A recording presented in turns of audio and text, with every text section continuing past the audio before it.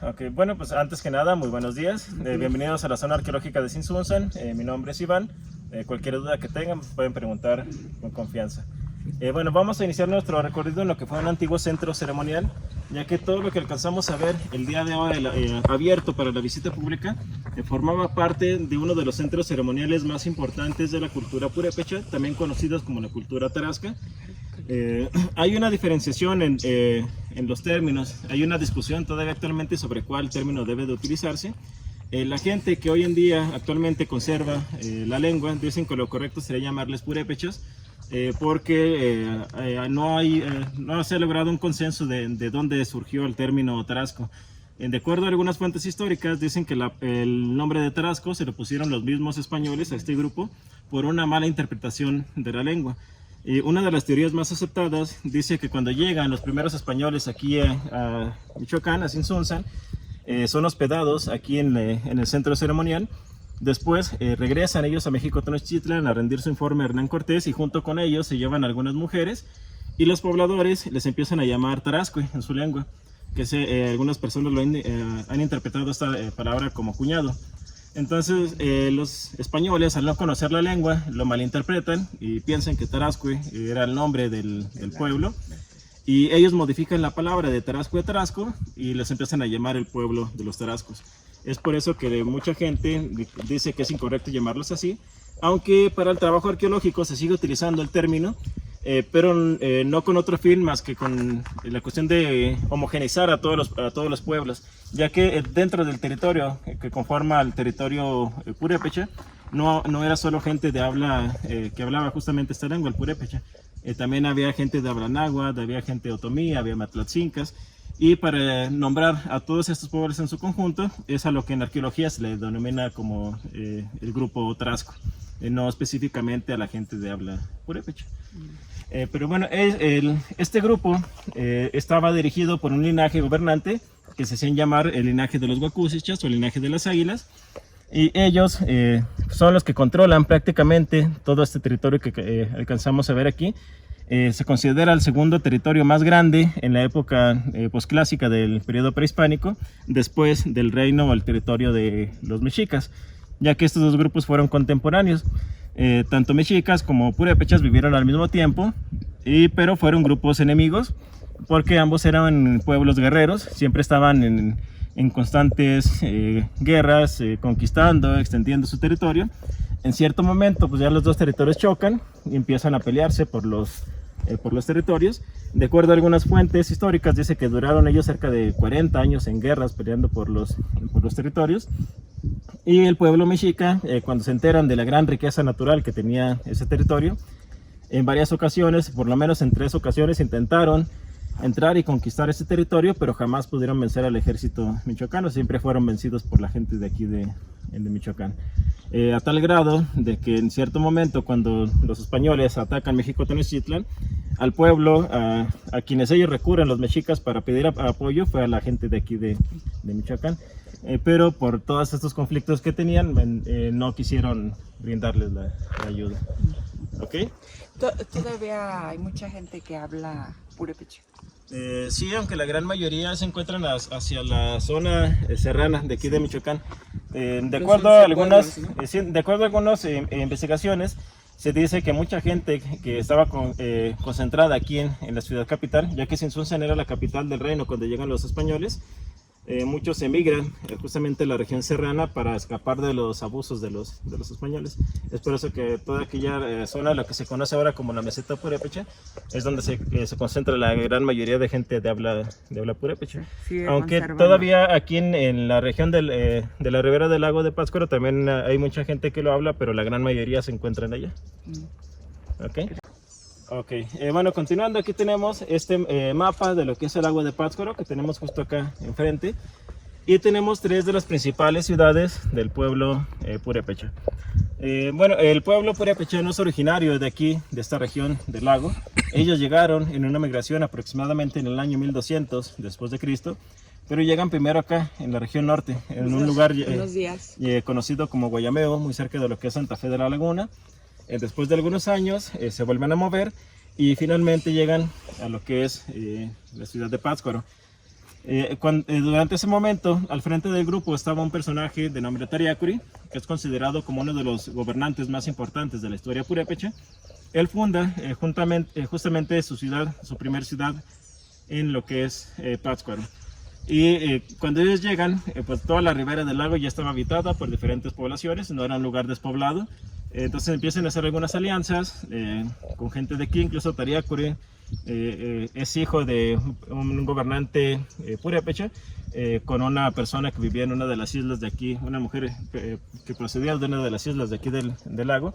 Entonces él ya tiene, digamos, esa mezcla de este grupo de linaje huacusecha con gente de aquí del lago. Entonces él empieza a hacer algunas alianzas con la gente de aquí de la ribera, se alía con algunos pueblos, empiezan a tomar poder y el gobernante Tariacuri unifica todo lo que es la ribera del lago de Pátzcuaro. Aproximadamente cerca del año de 1325, Tariacuri manda a fundar otras dos ciudades que fueron Iguazio y Sinsunzan, que se construyen arriba de poblaciones ya existentes. Y como él ya estaba avanzado en edad, él presentía que ya no le quedaba mucho tiempo de vida, él decide dividir el poder entre las tres ciudades y deja a algunos descendientes de él a cargo de estos lugares. A un hijo de nombre Iquingaje lo deja en Pátzcuaro, a un sobrino de nombre Irepan lo manda a Iguazio y a otro sobrino de nombre Tanganshuan lo manda a gobernar aquí a Sinsunzan. Y durante un corto periodo de tiempo, estos tres gobernantes, bajo la supervisión de Tariacuri, empiezan esta campaña de expansión del territorio. Pero cuando fallece el gobernante Tariacuri, como en toda familia, empieza a haber algunos conflictos, empieza a haber problemas, empiezan a pelearse por el poder, y el gobernante Irepan logra llevarse la sede del poder a la ciudad de Iguazio. Él concentra todo el poder en esta ciudad, y es por eso que Iguazio toma la sede del poder durante algunos años, hasta cerca del año de 1450, cuando un hijo de Tanganshuan, de nombre Sisispandácore, él hereda el trono de aquí de Sinsunzan, y él nuevamente vuelve a pelear con sus parientes y logra traerse el poder a la ciudad de Sinsunzan. Como les comento, esto fue cerca del año de 1450, y desde ese año hasta 1522, cuando llegan los españoles, Sinsunzan mantuvo la sede del poder, aunque las otras dos ciudades continuaron funcionando, pero la ciudad principal se convierte en la ciudad de Sinsunzan. ¿Y las poblaciones de Pátzcuaro y Iguazio, qué población tenían más o menos? No tengo el dato aproximado de cuánta gente habitaba en estas dos poblaciones. El dato más cercano que tenemos es de la ciudad de Sinsunzan, pero después de que se convierte en la capital. De acuerdo a algunos estudios, se dice que aquí llegaron a vivir cerca de 35,000 habitantes, pero posiblemente este número haya sido mucho mayor, ya que en trabajos recientes se han descubierto una gran densidad de estructuras arqueológicas aquí en los alrededores, lo que nos habla de que sí tiene una densidad poblacional mucho más grande la ciudad de Sinsunzan, pero faltan hacer los estudios correspondientes para tratar de tener un dato concreto. Ok. Sí, creo que hay algunos muy escasos, la verdad. La gran mayoría de los petrograbados vamos a seguir hacia allá. La gran mayoría de los petrograbados que tenemos nosotros aquí en Sinsunzan están abajo en el pueblo. Bueno, ahorita vamos a ver por qué están allá. Estas paredes están muy gruesas. Sí, no sabemos si las paredes originalmente eran todas así hasta arriba, o si solamente era una base, un cimiento de piedra y después una construcción de tierra. Bueno, las paredes son bastante grandes para soportar muros de tierra como de adobe. Sí, sabemos que había también aquí construcción de madera, pero probablemente los cimientos eran un poco más reducidos. Para las dimensiones que tiene esto, debieron haber soportado un peso mucho mayor. ¿Aquí también hacían el juego de pelota? Se dice que sí, pero no se ha encontrado una cancha específica de juego. También porque el juego de pelota de aquí es diferente del resto de México. El juego de pelota de aquí se conoce como la guarufua, que es un juego de pelota muy similar a lo que es el hockey, ya que golpean la pelota. Es una pelota de madera, no es de caucho como la del resto de México, y además esa pelota de madera le prenden fuego. Si es una pelota encendida, es por eso que la golpean con, pegan con bastones de madera para irla llevar de un lugar a otro. Ese es el juego de la guaruco. Bien. Vamos a continuar. Bueno, aquí tenemos este edificio. Actualmente recibe el nombre del palacio, ya que en cierto momento se pensó que pudo haber servido como un lugar de habitación para la gente importante de aquí de Michoacán. Pero conforme fueron avanzando las investigaciones, hoy en día sabemos que este lugar es más bien ritual, ceremonial, dedicado a la preparación de los cuerpos después del sacrificio, ya que los purépechas, al igual que muchos pueblos antiguos de México, practicaron el sacrificio ritual como un medio de alimentar a los dioses. Aunque lo más común es que el sacrificio lo llevaron a cabo arriba de las yácatas, que son los monumentos que tenemos circulares aquí, o acá en la plaza principal. Y después el cuerpo lo traían a este lugar que tenemos aquí, que pues, a falta de otra palabra se puede decir que era como el deshuesadero, ya que aquí estaban procesando los cuerpos.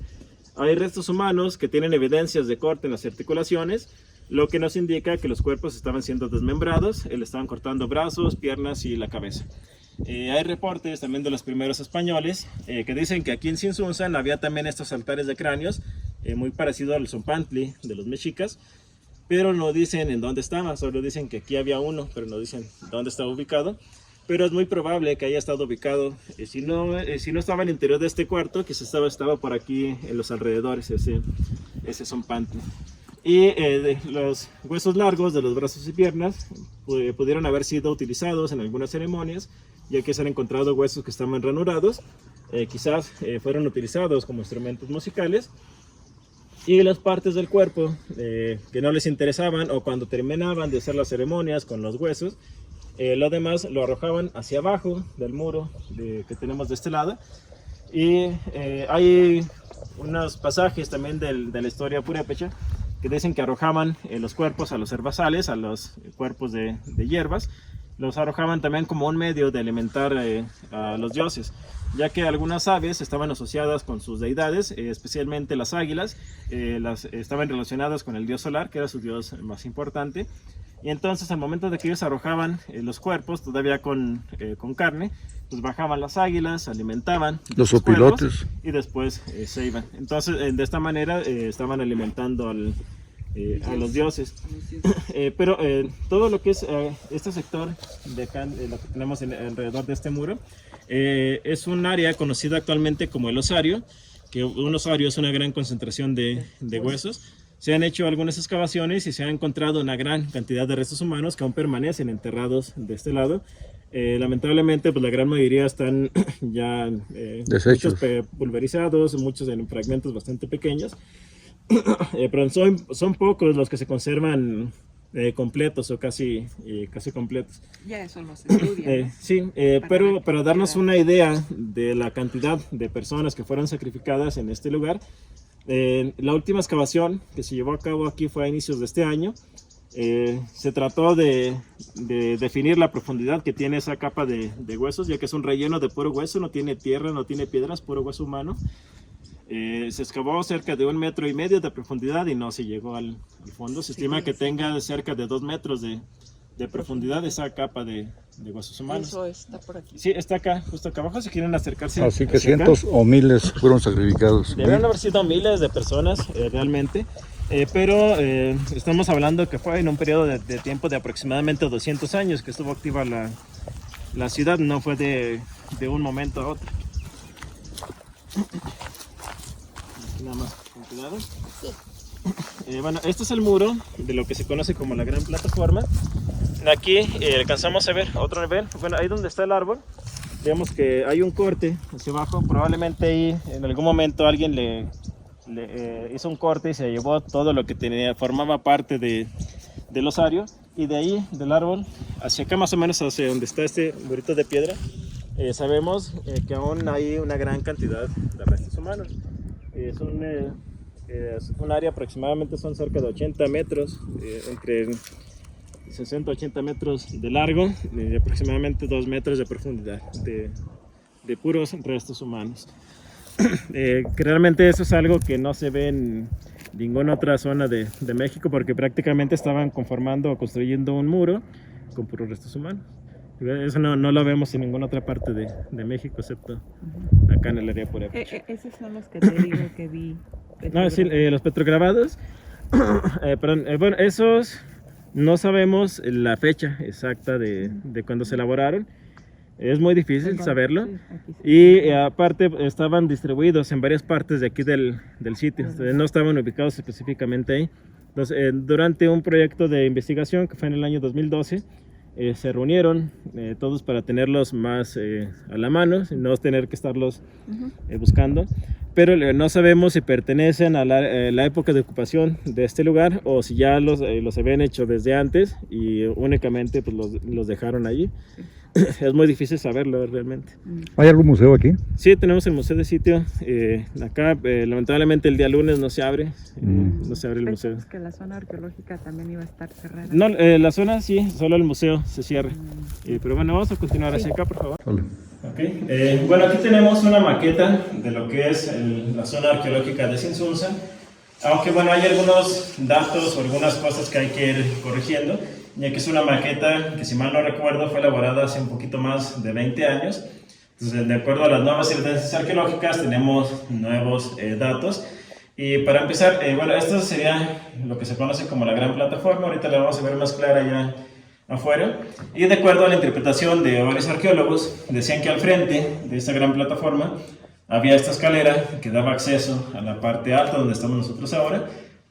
Pero arqueológicamente no se ha podido demostrar que realmente haya existido esa escalera, ya que se han hecho varias excavaciones en la parte frontal y para las dimensiones que dicen que debió haber tenido, debió haber dejado por lo menos algún indicio, cosa que no se ha encontrado hasta el momento. Entonces esta escalera se puede decir que jamás existió. Y en cambio cerca de donde se encuentra el área del palacio que pasamos ahorita, bueno, el mal llamado palacio, en la parte inferior, un poquito más cerca de lo que es ahora la entrada de la zona arqueológica, se encontró la parte inferior de una escalera exactamente igual a una que tiene las yácatas. Así que lo más probable es que los accesos no hayan estado al frente, sino a los costados. Lo que en cuestión de funcionalidad hubiera dado lo mismo si la gente hubiera subido por el frente o por los costados, ya que aquí tenemos lo que son las yácatas. La parte frontal de las estructuras la tenemos de este lado. Esa es la plaza principal, aquí se reunía la gente.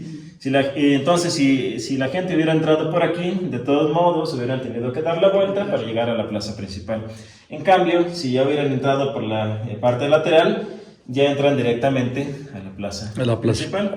Igual, también antiguamente se pensaba que el templo estaba ubicado aquí en la parte circular de las yácatas, que si lo notamos es una estructura muy peculiar, muy característica de la cultura purépecha. No la vamos a encontrar en ninguna otra región de México, excepto aquí en el área purépecha, ya que ellos mezclaron dos tipos de figuras geométricas diferentes en una sola construcción, ya que lo que es la parte frontal es una estructura rectangular, pero está conectada con una estructura semicircular.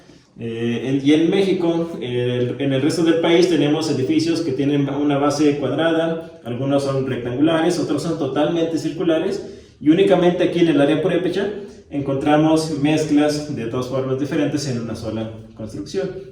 Es lo que las hace únicas en todo el país.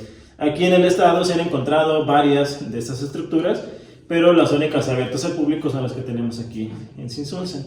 Y bueno, antiguamente, como les comentaba, se sabía que arriba de estas estructuras existió un templo construido con madera y techos de paja. Es por eso que no se conserva ningún vestigio de estas estructuras, porque es un material que no dura mucho a través del tiempo, y también porque lo primero que hacen los españoles es empezar a destruir los templos de lo que ellos consideraban como una obra del demonio.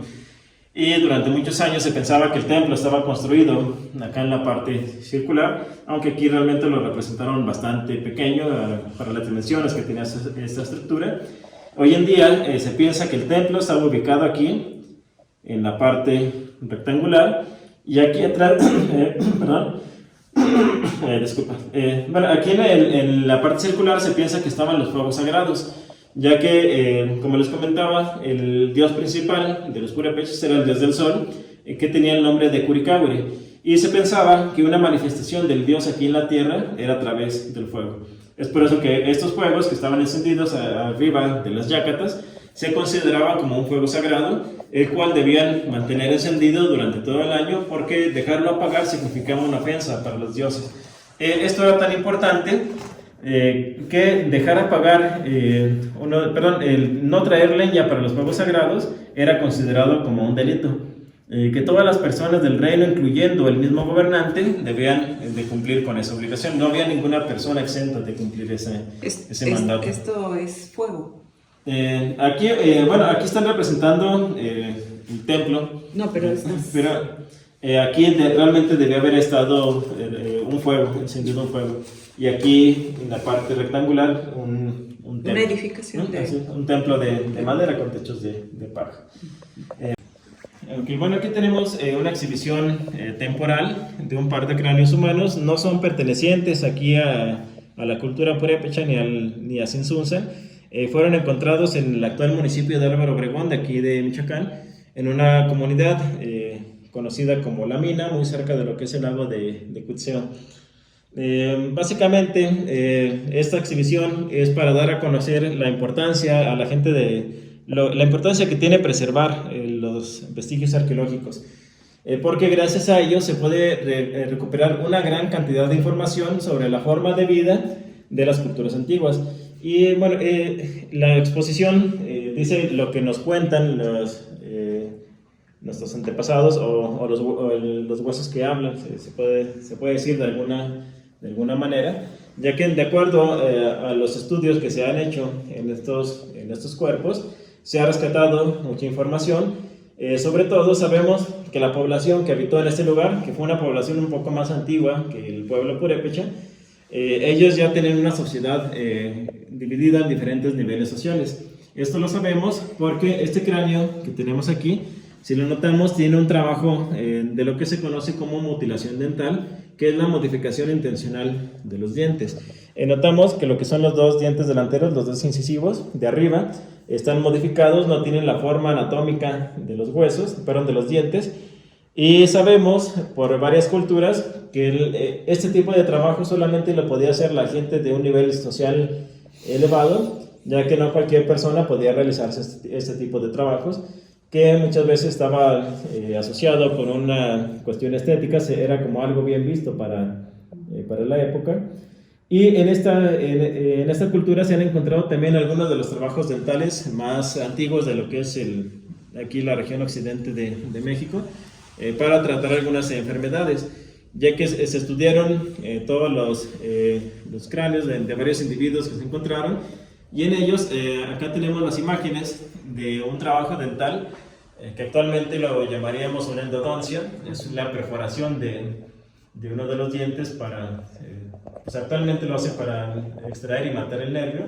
No sabemos si este trabajo pudo haber sido para algo parecido, pero quizás sí lo usaron para tratar algunos padecimientos dentales. Debieron haber tenido algunas técnicas y herramientas bastante especializadas para la época, ya que pues los dientes es algo de las partes más duras que tiene el cuerpo. No con cualquier cosa puedes perforar un diente. Sé que tenían un conocimiento muy avanzado en el trabajo de tratamientos dentales. Pero además de esto, lo que es de lo más destacado, el trabajo dental, sabemos que esta cultura también practicaba tenía algunas creencias muy parecidas a lo que se pensaba o lo que se creía en algunas otras partes de México, referente a las creencias sobre la muerte, ya que muchas culturas tenían la idea de que cuando una persona fallecía iba a ir al inframundo, que era la región de los muertos, pero generalmente este inframundo primero tenían que cruzar, algunos pensaban que tenían que cruzar un río, o algunos pensaban que tenían que pasar por varios niveles para llegar al lugar donde finalmente iban a descansar. Y una de las creencias más extendidas es que un perro iba a ser el guía de estas personas para acompañarlo a su lugar de descanso. Algunas culturas lo representaron con figuras de barro. Las más conocidas son las de Colima, de aquí mismo del occidente de Michoacán. Son perritos elaborados en barro. Pero aquí específicamente, en esta cultura, también los encontramos en las representaciones de perritos elaborados en barro. Pero además de eso, acá arriba tenemos la fotografía de uno de los cuerpos que fueron encontrados en este lugar. Y justo adelante de la frente vemos un esqueleto más pequeño.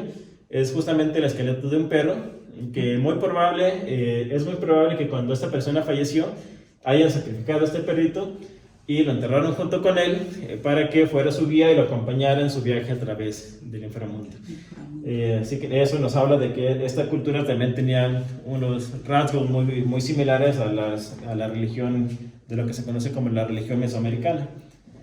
Bueno, aquí hay un acercamiento de lo que es justamente el cráneo de este perrito. Y pues, básicamente eso es algo de la información que se puede obtener de una excavación arqueológica.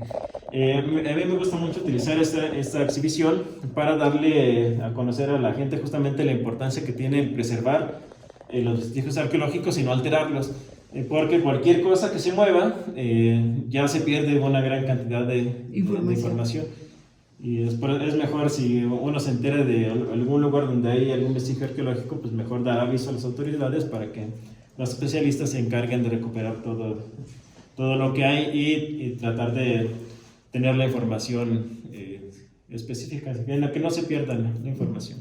Muy bien. ¿Okay? Bueno, sí. ¿Listos? Ok, bueno, vamos a continuar. Bueno, aquí ahora sí tenemos estas estructuras comúnmente llamadas pirámides. De aquí, de manera tradicional, se les conoce con el nombre de yácatas, ya que la palabra yácata en lengua purépecha significa amontonamiento de piedra.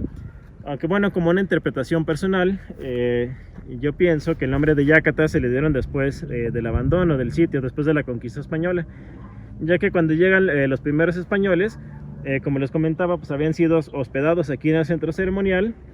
Pero después, ya cuando se inicia el proceso de colonización por parte de los españoles, empiezan a llevarse, a saquear mucha de la piedra con la que estaba construida los edificios para construir los nuevos espacios religiosos.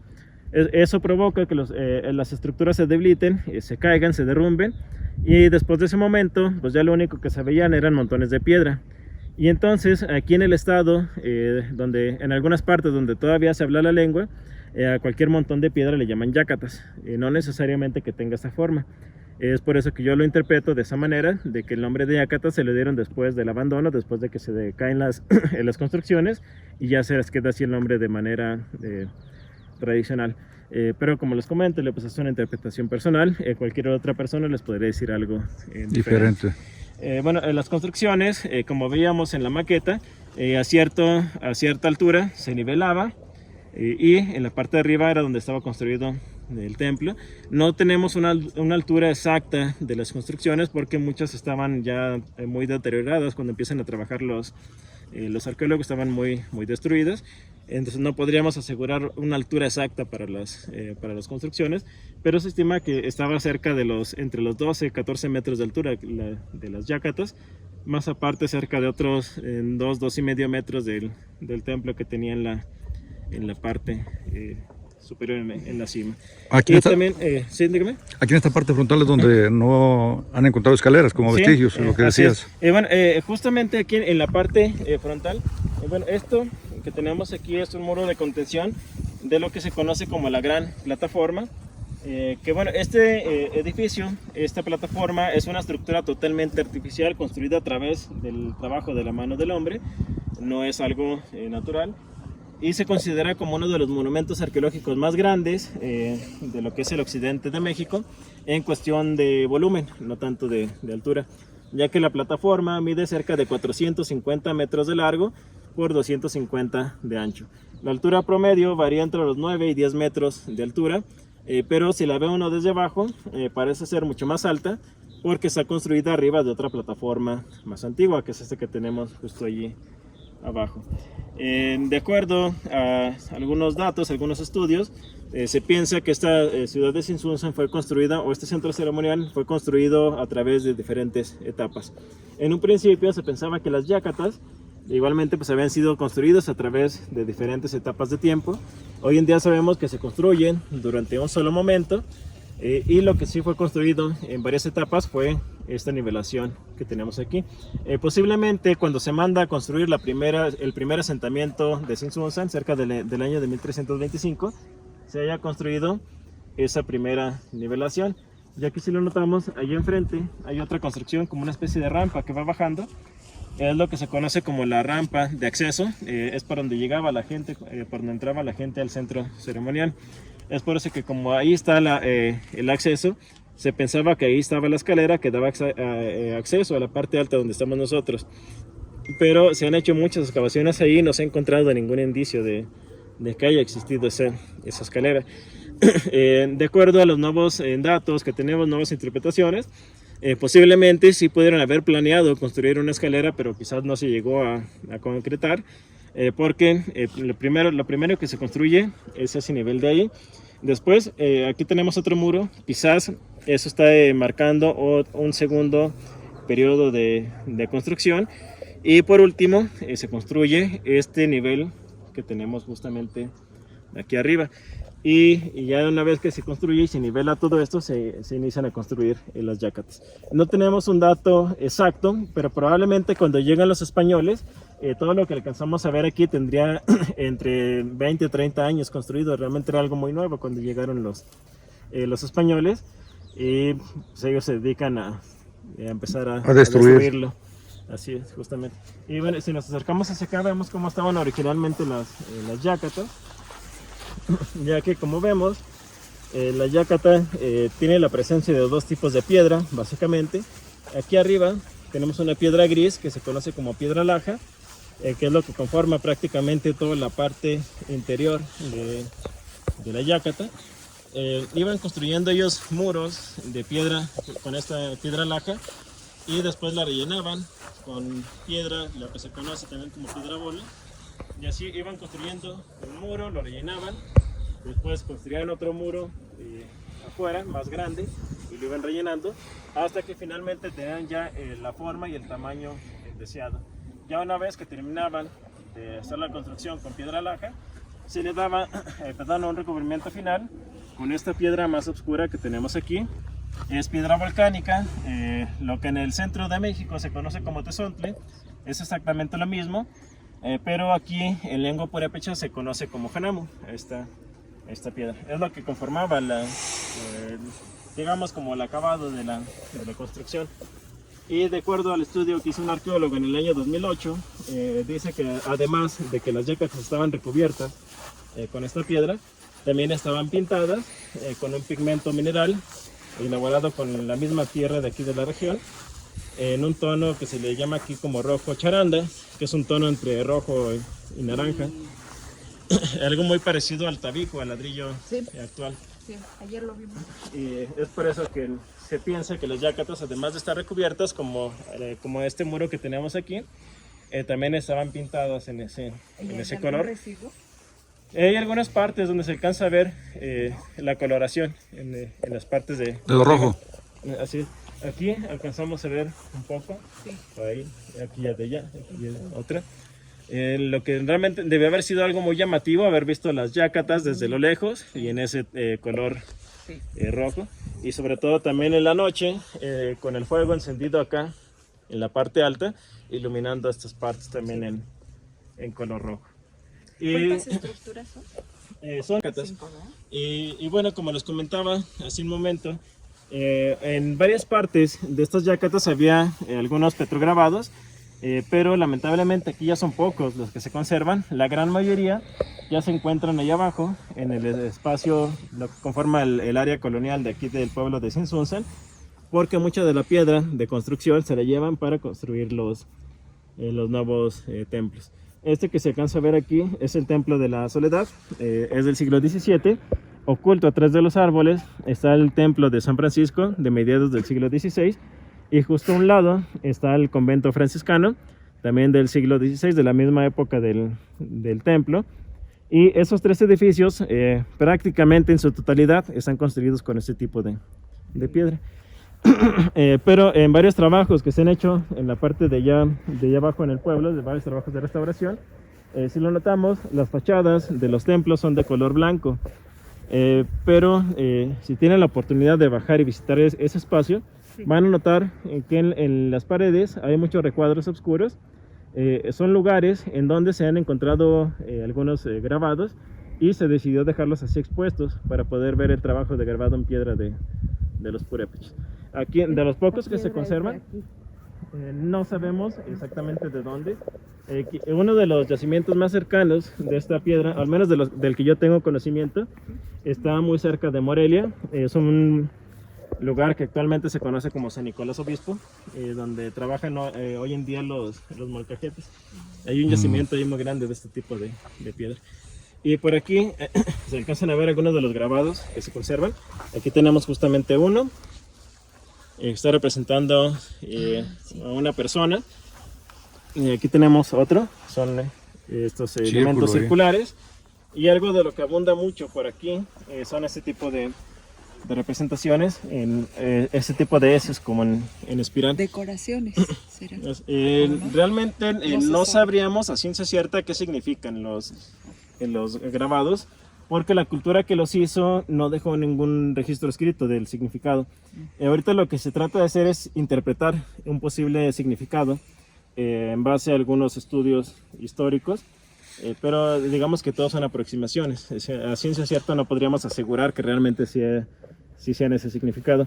Las espirales generalmente se han asociado con símbolos de movimiento o de viento. Sí. Pero son algunas interpretaciones, no sabríamos a ciencia cierta si el verdadero significado o no.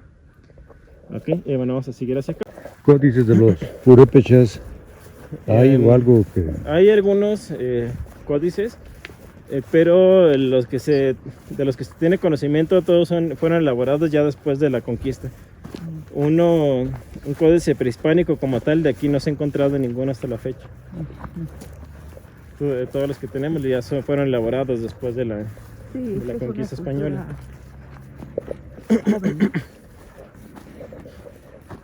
Tienen más o menos el mismo tiempo que los mexicas. Los mexicas tan estables. Sí, llegaron en 1325 también.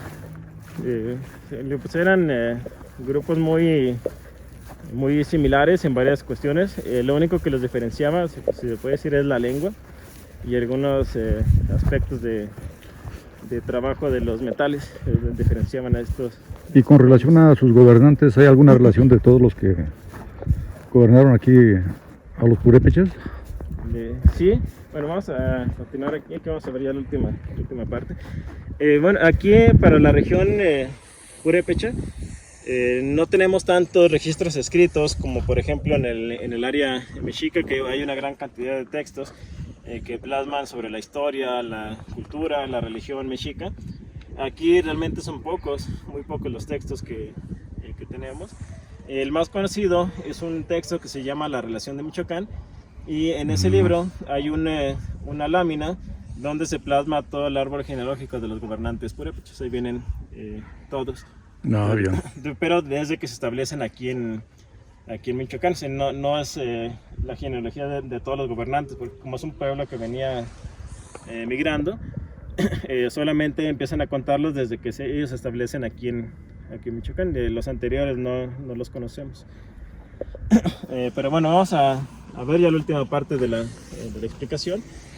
Bueno, aquí alcanzamos a apreciar, si nos movemos un poquito más hacia acá, que de allá hasta acá tenemos la presencia de 5 yacatas. Comúnmente las culturas antiguas tenían esa costumbre de plasmar su ideología o su religión a través de la arquitectura.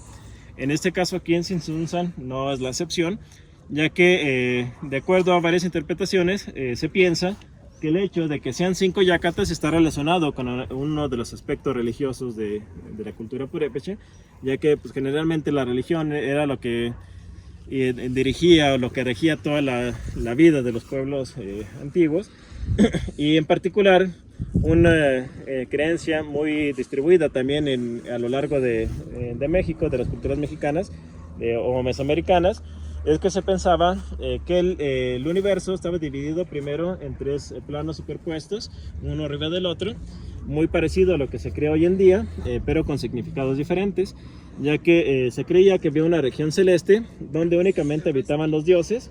Era un lugar al que rara vez podían llegar los mortales, excepto bajo algunas condiciones. Después estaba el plano medio, donde habitaban justamente los hombres, estaban acompañados de algunos dioses que se manifestaban a través de los elementos, de algunos animales. Y después estaba el plano inferior, que era el inframundo, a donde iban a ir la mayoría de las personas cuando fallecían. Aquí el lugar de descanso después de la muerte no dependía de cómo vivía la persona, como se cree actualmente, de sus actos en vida, sino más bien dependía de cómo moría. O sea, la forma de muerte era lo que iba a definir el lugar donde iban a habitar las personas después de morir. Y bueno, y estos tres planos estaban divididos en 5 puntos cardinales, que son los mismos 4 que todos conocemos, que son norte, sur, este y oeste, pero además se pensaba que había un punto más que estaba colocado al centro y se consideraba como el eje del universo, lo que conectaba el cielo, la tierra y el inframundo. Es por eso que la región central era considerada como la más importante, y se pensaba que en cada punto cardinal había un dios que gobernaba ese espacio. En el caso de Purépecha, pues no es la excepción, ya que ellos pensaban que al centro estaba ubicado su dios principal, que era el dios Curicahuiri, el dios solar, y en los otros 4 puntos cardinales estaban los hermanos del sol, que se conocían como los Tiripimenchas. Es por eso que se piensa que estas 5 yacatas fueron construidas para adorar justamente a los dioses de los 5 rumbos del universo. Tomándose en cuenta, esta yacata sería la más importante, obviamente por estar al centro, y estaría dedicada justamente a su dios principal. Y las otras 4 a los hermanos del sol. Y bueno, únicamente para finalizar, algunos datos importantes de qué es lo que pasa después de la conquista. Bueno, la ciudad prehispánica de Zinzunzan era un asentamiento bastante grande, muy grande. Se estima que abarcaba cerca de 600 hectáreas, una población muy densa, pero la gran mayoría de la gente estaba distribuida a los alrededores de este centro ceremonial. Aquí a las faldas de este cerro se han encontrado una gran cantidad de estructuras de lo que en arqueología se conoce como terrazas, que las terrazas son nivelaciones en los cerros para construir casas o a veces también para cultivo.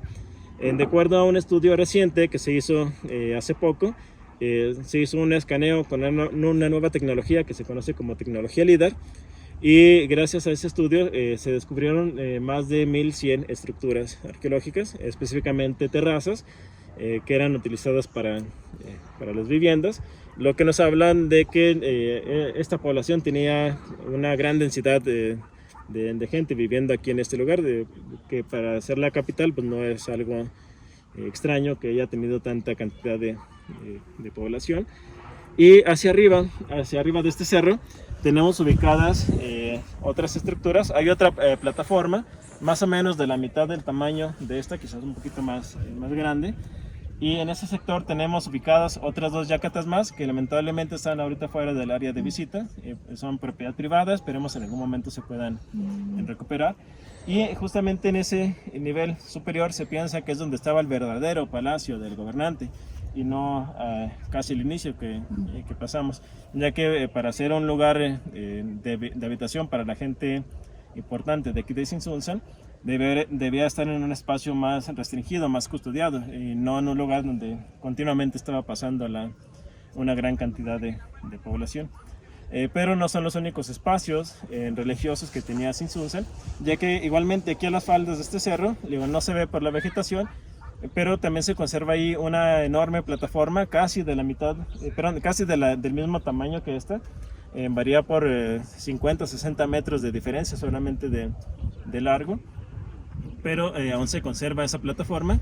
Lamentablemente de los monumentos que tenía arriba, allá sí barrieron con todo, porque de acuerdo a las crónicas franciscanas, en ese lugar fue donde se funda la primera iglesia de Zinzunzan, ya que nos dicen estas crónicas que los primeros franciscanos llegan aquí en 1525, igualmente son hospedados aquí en el centro ceremonial, y después ellos le solicitan al gobernante un lugar donde construir su iglesia, y él les dice que pueden escoger cualquier porción de tierra que a ellos les guste para construir su iglesia, y como costumbre pues siempre tenían esa idea de construir las iglesias arriba de los lugares sagrados para las culturas antiguas. Entonces ellos, en vez de construirlo aquí, se van al otro recinto ceremonial que está allá enfrente. Pues ahí así pues prácticamente desmantelan todo y construyen su iglesia y un pequeño convento o monasterio provisional de adobe con techos de paja en el año de 1525. Igualmente, cuando se construye esa iglesia, se oficia la primera misa católica de Tzintzuntzan, acompañada con música de instrumentos prehispánicos, igualmente allá en ese lugar. Bueno, es únicamente como un comentario por si llegan a visitar el pueblo. Justo a un lado de la entrada al convento hay una placa que dice que ahí se llevó a cabo la primera misa, pero es un dato incorrecto. La primera misa de Tzintzuntzan fue llevada a cabo allá arriba de esa plataforma. Lamentablemente ahorita no se ve por la vegetación, pero acá en el cerro. Sí, todavía se conserva esa plataforma ahí. Y se alcanzan a ver los cimientos de lo que parece ser era esa primera iglesia de Tzintzuntzan, que después, por algunas cuestiones todavía no muy claras, deciden mover la sede de ese lugar a donde está hoy el templo de San Francisco. Aproximadamente se mueve cerca del año de 1538 la sede, y el templo de San Francisco se convierte entonces en el segundo templo que tuvo Tzintzuntzan. También mucha gente piensa que es el primero, pero realmente es el segundo. Y después de ese momento, pues Tzintzuntzan se convierte en la primera ciudad colonial que tuvo Michoacán. Igualmente se convierte en la primera sede capital de la provincia michoacana, y que incluso en 1536 se creó la diócesis de Michoacán y se nombra a Tzintzuntzan como cabecera del obispado. Quizás esa haya sido también una de las causas de por qué hayan movido la sede, porque como necesitaban un lugar donde construir una catedral digna del obispado, quizás es que deciden moverse aquí a la parte de abajo más plana, porque tienen más lugar donde extenderse. Bueno, es una teoría, no es algo exacto, puede ser que sí, pero justamente durante ese momento, cuando se crea la diócesis de Michoacán, empieza a haber algunos conflictos, porque se nombra a Tzintzuntzan como la capital de Michoacana, como la sede del poder del obispado, pero se nombra en ese momento a Vasco de Quiroga como el primer obispo de Michoacán, y él es el que empieza a generar algunos conflictos, que si bien hizo mucho trabajo humanitario, se reconoce todo el trabajo a favor de la gente que hizo, pero también hay gente de aquí de Tzintzuntzan que no lo recuerda con mucha gratitud, porque se piensa que Vasco de Quiroga empezó a tener algunos conflictos con la orden franciscana, porque lo que mucha gente no sabe es que originalmente Vasco de Quiroga no era religioso. Él era abogado de profesión. Él vino a trabajar en los órganos de justicia de la Nueva España, pero después de algunos años él sí se ordena como sacerdote, y es cuando le dan el título de primer obispo. Y justamente como él no tenía esa formación, esa vocación religiosa, él empieza a tener algunos conflictos con la orden franciscana, y como ellos ya estaban establecidos en la ciudad principal, él busca la manera de quitarle importancia a la orden. Pues una manera de hacerlo pues es llevarse la sede del poder, y él gestiona ante la corona española mover el cambio, hacerle el cambio de la sede, y él traslada todos los poderes de aquí de Tzintzuntzan a la ciudad de Pátzcuaro. Es por eso que la ciudad colonial de Pátzcuaro creció más, porque Vasco de Quiroga se lleva la sede del poder hacia allá. Y después de la muerte de Vasco de Quiroga, pues había muchos españoles, generalmente pues, españoles adinerados, gente adinerada, que no querían convivir con la gente de aquí de la región, originarios de aquí. Entonces ellos ya habían iniciado un proyecto de ciudad en el Valle de Guayangareo, que igualmente pues le dan el nombre a esa ciudad de Guayangareo, que después de la muerte de Vasco de Quiroga empiezan a hacer algunas gestiones ante la corona española para volver a mover la sede del poder, y después de varias décadas de estar peleando con Pátzcuaro, la corona española le concede el cambio de poder a la ciudad de Guayangareo, convirtiéndose en la ciudad capital. Y después de que le dan el título de ciudad a Guayangareo, le cambian el nombre de la ciudad a Valladolid, lo que posteriormente, después de la independencia, se convierte en la ciudad de Morelia. Es por eso que actualmente Morelia es la capital del estado y pues, lamentablemente después de ese momento pues ya todo el registro histórico se queda allá y a Sinsunzan pues prácticamente lo van dejando en el olvido y así se mantuvo lamentablemente durante muchos años hasta épocas modernas en que nuevamente se ha vuelto a haber interés por investigar esta ciudad y nuevamente han ido saliendo a la luz la gran importancia histórica que tuvo Sinsunzan, la cual lamentablemente la historia oficial mexicana no le ha dado la importancia que merece realmente esta ciudad. Esperemos con los nuevos proyectos, nuevas investigaciones, se empiece nuevamente a sacar a la luz esta gran relevancia que tuvo el pueblo purépecha, ya que actualmente se puede decir que Sinsunzan era la segunda ciudad más importante del México prehispánico a la llegada de los españoles. O sea, no había ninguna otra ciudad que le compitiera en cuestión de poder a la capital mexica excepto Sinsunzan, que era el pueblo al que realmente lo respetaron, que como les comentaba al principio es el único pueblo al que los mexicas acudieron para pedir ayuda cuando estaban siendo atacados por los españoles, pero por los conflictos que tuvieron pues no los quisieron ayudar. Y bueno, pues a grandes rasgos eso es algo de la historia que tienen Sinsunzan, lo que hay mucho más para ver todavía, pero nos llevaría prácticamente todo el día para... Muy bien, Iván. Muy interesante, Iván. Muchas gracias. Sería todo. No sé si tengan alguna otra duda, pregunta, comentario.